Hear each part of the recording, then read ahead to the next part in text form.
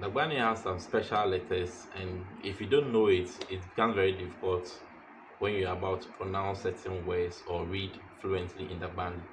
These special letters are five, and I'll take you through these five letters so that you master them and you can pronounce them when you see them. The first one is eh, eh. It sounds like eh in bed. Example is yellow salt. The next one we have o. It sounds like o in law, law.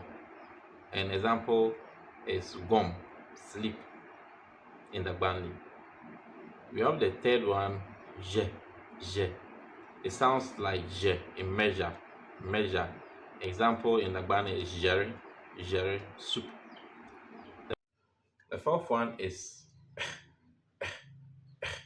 the most difficult alphabet you come across, and many beginners struggle to pronounce it. Example word is la'are, la'are. The fifth one is um, um, and you can hear this sound in English with in certain words like sing. In Dagbani, example word is ngongle. What is the most difficult word you are struggling to pronounce in Dagbani?